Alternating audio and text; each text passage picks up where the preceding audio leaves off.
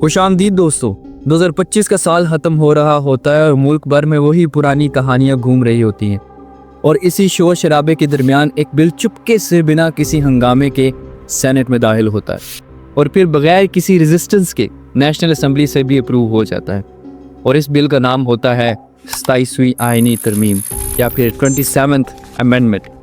नाम बिल्कुल सूखा जैसे कोई फाइल का नंबर, लेकिन इस नाम में वो पावर छुपी है जिसका अंदाज़ा आगे चलकर आपको होने वाला है, क्योंकि ये तरमीम पाकिस्तान के पूरे पावर मैप को दोबारा से ड्रॉ कर देती है। अदलिया का रास्ता बदलता है, फौज की पहले टेढ़ी लाइन जो थी कमांड की वो अब सीधी होने लगती है और सबसे कंट्रोवर्शियल हिस्सा इसका जिसमें प्रेसिडेंट को पहली बार इम्यूनिटी दी जाती है। इस तरमीम की आवाज़ पहले धीमी थी मगर इसका असर ज़बरदस्त, इतना असर कि सुप्रीम कोर्ट के 2 जजेस इस तरमीम के बाद अपना रेजिग्नेशन दे देते हैं। दोस्तों, इस तरमीम को लेकर आपने काफ़ी यूट्यूबर्स और टिकटॉकर्स को सुना होगा और आपके दिमाग में काफ़ी कन्फ्यूजन्स भी होंगे, और इसी कन्फ्यूजन्स को दूर करने के लिए आइए इसको शुरू से समझते हैं। सबसे पहले बात करते हैं फेडरल कॉन्स्टिट्यूशनल कोर्ट यानी FCC की। पहले क्या होता था दोस्तों कि इस तरमीम से पहले सुप्रीम कोर्ट हर छोटे बड़े आईनी केस की माँ थी, चाहे इलेक्शन हो, किसी प्रोविंस की शिकायत हो या फिर प्राइम मिनिस्टर के खिलाफ कोई बड़ा केस, सब यही होता था। मगर अब ये सब काम FCC के हवाले कर दिए गए हैं और यहाँ आप सोच रहे होंगे कि FCC किस बला का नाम है। दोस्तों, FCC एक सुप्रीम कोर्ट जैसा कोर्ट होगा जो कि सिर्फ और सिर्फ कॉन्स्टिट्यूशनल मैटर्स के ऊपर केसेस सुनेगा, और इस कोर्ट का पूरा नाम फेडरल कॉन्स्टिट्यूशनल कोर्ट है। एक नई सुपर कोर्ट बनेगी जिसके जज चारों सूबों से होंगे, मतलब कि हुकूमत और बाकी तमाम सियासी मामलात के लिए एक अलग से सुपर कोर्ट बना दी गई है। मिसाल के तौर पर अगर सिंध कहे कि फेडरेशन ने FCC के पैसे रोक दिए हैं तो पहले ये केस सुप्रीम कोर्ट सुनती थी, मगर अब ये केस सीधा FCC में जाएगा।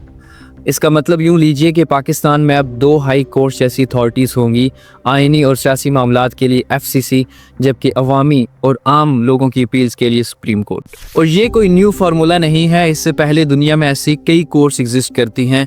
Germany, Italy, Australia, Spain, south Korea, और उन्हीं से इंस्पायर होकर पाकिस्तान भी यही फार्मूला बनाने जा रहा है। अब आते हैं अगले बड़े बदलाव के लिए जो कि सू मोटो पावर के ऊपर है। दोस्तों, पहले क्या होता था कि किसी भी इशू के ऊपर सुप्रीम कोर्ट सू मोटो ले सकती थी। बहुत से हमारे दोस्तों को सू मोटो के बारे में भी कन्फ्यूजन होगी, तो मैं बताता चलूं कि जब कोई कोर्ट बगैर किसी की रिक्वेस्ट, अपील या केस के खुद ही किसी मामले के ऊपर नोटिस ले ले तो उसको लीगल लैंग्वेज में सू मोटो कहा जाता है। इसी सू मोटो पावर से पनामा केस खुला, धरनों के केस खुले और हॉस्पिटल्स वाले इश्यूज भी उठाए गए। यहाँ आपको याद होगा कि former chief justice Saqib Nisar कैसे हर रोज़ किसी विजिट पर जाते और हुकूमत की पॉलिसीज़ पर सू मोटो एक्शन लेते थे, इसलिए उनको उस वक्त बहुत पॉपुलैरिटी भी मिली। अब सू मोटो का इख्तियार सिर्फ FCC के पास होगा और पाकिस्तान का कोई भी अवामी अहमियत का इशू FCC ही सुनेगी, यानी सुप्रीम कोर्ट की सू मोटो की पावर FCC को ट्रांसफ़र कर दी गई है।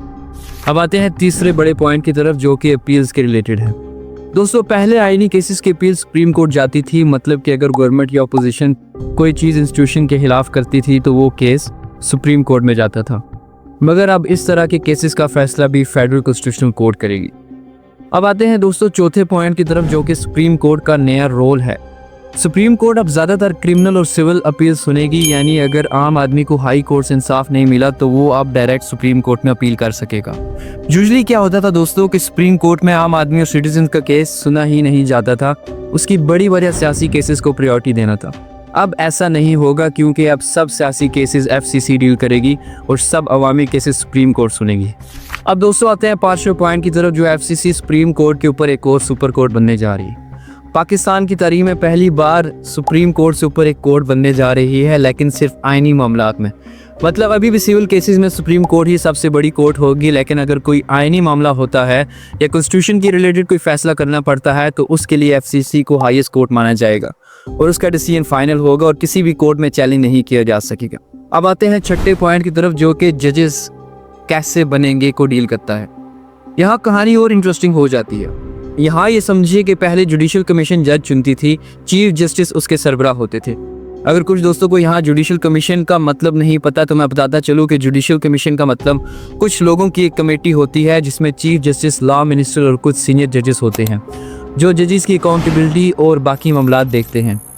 मगर अब दोस्तों क्या होगा कि इस जुडिशल कमीशन में भी FCC का चीफ जस्टिस शामिल होगा और यहाँ ये बात भी समझे कि पहला चीफ जस्टिस और पहली जजेस की टीम या फिर बेंच प्राइम मिनिस्टर और प्रेसिडेंट खुद चुनेंगे, मगर एफसीसी का जो चीफ जस्टिस होगा वो सुप्रीम कोर्ट के जजेस में से ही सिलेक्ट किया जाएगा। अब डिस्कस करते हैं इसका 7वां पॉइंट, जो कि रिटायरमेंट के रिलेटेड है। यूजुअली क्या होता है, सुप्रीम कोर्ट के जजेस 65 साल की उम्र में रिटायर होते हैं और 65 ईयर्स के बैरियर को क्रॉस करने तक सर्विस करते हैं, मगर एफसीसी के जजेस की रिटायरमेंट एज 68 साल होगी। यहाँ ये बात नोटिस कीजिए कि एफसीसी का चीफ जस्टिस सिर्फ 3 साल के टर्म तक काम करेगा और उसके बाद ऑटोमेटिकली रिटायर हो जाएगा। अब आते हैं दोस्तों 8वें पॉइंट की तरफ। तमाम आईनी केसेस एफसीसी को ट्रांसफर कर दिए जाएंगे और सुप्रीम कोर्ट बड़े पर्दे से हट जाएगी।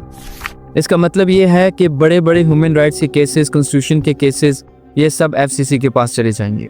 एग्जाम्पल से समझ लीजिए कि अगर प्रोविंशियल ऑटोनॉमी का केस सुप्रीम कोर्ट में आधा सुना जा चुका है, तो अब वो बाकी का जो प्रोसेस है वो एफसीसी को ट्रांसफर किया जाएगा और एफसीसी रिमेनिंग केस सुनेगी और फैसला करेगी। यहाँ आप अंदाज़ा लगा सकते हैं कि एफसीसी का पहला दिन होगा और टेबल पे पहले से फाइल्स का एक पहाड़ होगा।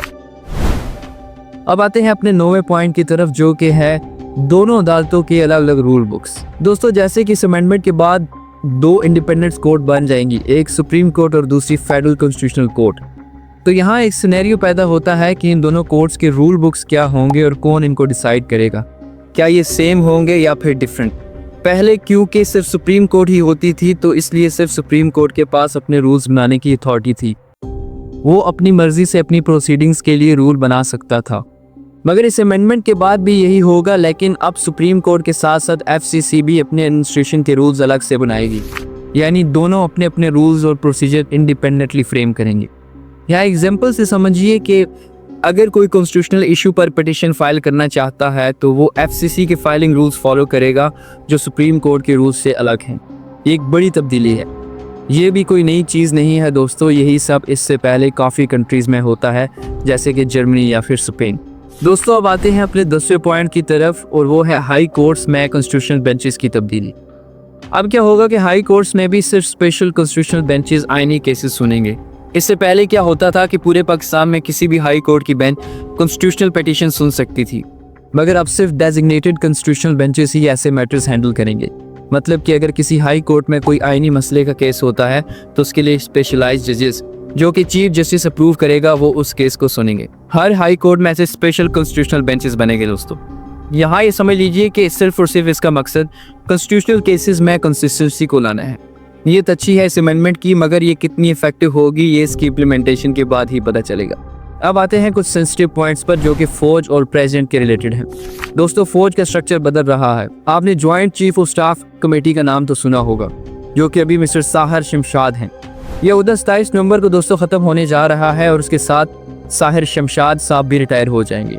आर्मी चीफ अब चीफ ऑफ डिफेंस फोर्सेस बन जाएंगे और टॉप कमांड एक बंदे के पास कंसोलिडेट हो, यानी आर्मी, नेवी और एयर फोर्स के सुप्रीम कमांडर अब आर्मी चीफ होंगे।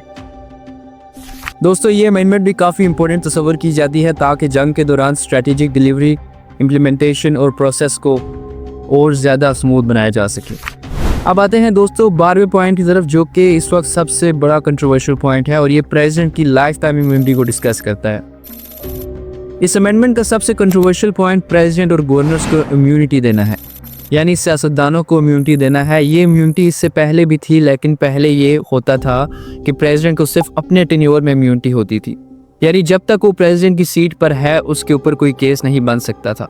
लेकिन पोस्ट से उतरने या कंप्लीट होने के बाद वो सिविल केसेस फेस कर सकता था।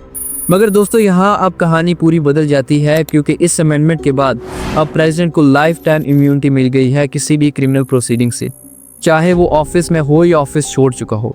इसी के साथ गवर्नर्स अपने टर्म के दौरान क्रिमिनल केसेस से इम्यून हैं। यहाँ जब तक वो पोजीशन पर हैं, कोर्ट्स उनके खिलाफ कोई अरेस्ट, इम्प्रिजनमेंट या लीगल प्रोसेस इशू नहीं कर सकती। दोस्तों, क्रिटिक्स कहते हैं कि ये अकाउंटेबिलिटी का दरवाज़ा बंद कर देता है, और यहाँ ये जान लीजिए कि ये special amendment Pakistan people party की फरमाइश पे की गई है। दोस्तों, अब आते हैं 13वें पॉइंट की तरफ। इन सब चेंजेस में जो है एक बड़ी चेंज ये भी है कि कॉन्स्टिट्यूशन में अब जहाँ जहाँ सुप्रीम कोर्ट लिखा था उसके साथ एफसीसी भी शामिल होगा, यानी ये टेम्प्रेरी नहीं परमानेंट ओवरहॉल है। इसका मतलब दोस्तों ये समझिए कि ये एडमिनिस्ट्रेटिव और लीगल अलाइनमेंट्स हैं, जिससे एफसीसी पाकिस्तान के जुडिशल फ्रेमवर्क का परमानेंट हिस्सा बन जाएगा। तो दोस्तों, अब आखिरी पॉइंट को डिस्कस करते हैं, जो कि 14वां पॉइंट है। पहले क्या होता था कि कॉन्स्टिट्यूशन में आउटडेटेड डेफिनेशंस और ओथ फॉरवर्ड्स थे जो नए स्ट्रक्चर को रिफ्लेक्ट नहीं करते थे, जैसे टेक्नोक्रेट को कभी डिफाइन ही नहीं किया गया था। दोस्तों अब क्या है कि अब टेक्नोक्रेट को पूरे तरीके से कॉन्स्टिट्यूशन में डिफाइन किया जाएगा, यानी वो बंदा एक टेक्नोक्रेट तस्वर किया जाएगा ये अपनी फील्ड का स्पेशलिस्ट जिसकी 16 साल की एजुकेशन और 15 साल का एक्सपीरियंस हो। थर्ड स्केड्यूल में ओथ और फोर्थ और फिफ्थ स्केड्यूल में सैलरी रूल्स अब एफसीसी के लिए भी अपलोड कर दिए गए हैं। ये टेक्निकल अपडेट्स हैं जो कि इंश्योर करते हैं कि नई कोर्ट और उसके जजेस फॉर्मली सब ऑफिशियल प्रोसीजर्स और फाइनेंशियल स्ट्रक्चर्स में रिकग्नाइज हों। दोस्तों यहाँ पे काफ़ी सवाल उठते हैं, मगर एक सवाल जो सबसे ज़्यादा उठता है वो ये है कि इस अमेंडमेंट का फ़ायदा किसको होगा और किसको नुकसान। इस अमेंडमेंट के सपोर्टर्स कहते हैं कि इससे पहले सुप्रीम कोर्ट बहुत पावरफुल हो गई थी और किसी भी मामले में मुदाखलत कर देती थी, जैसे कि आप पनामा केसेस या इमरान खान के केसेस को देख सकते हैं। इसलिए बैलेंस लाना ज़रूरी था। मज़ीद इसके सपोर्टर ये कहते हैं कि एफसीसी एक मॉडर्न मॉडल है जैसा कि जर्मनी और तुर्की में देखा जाता है, लेकिन क्रिटिक्स ये कहते हैं कि ये तरमीम जुडिशरी को कमज़ोर करती है, पॉलिटिशियंस को ज़्यादा पावर देती है और प्रेसिडेंट हमेशा के लिए अनटचेबल हो जाता है, चाहे किसी भी पार्टी का हो। लगता है दोस्तों अब सब सियासतदान प्रेसिडेंट बनने की कोशिश करेंगे। दोस्तों आज की वीडियो के लिए इतना ही। अगर आपको मेरी वीडियो इन्फॉर्मेटिव लगी हो या पसंद आई हो तो प्लीज़ सब्सक्राइब कर दीजिएगा ताकि हौसला अफजाई हो सके और ऐसी काफ़ी वीडियोस आगे आने वाले दिनों में आपके लिए बना सकूं। बहुत शुक्रिया।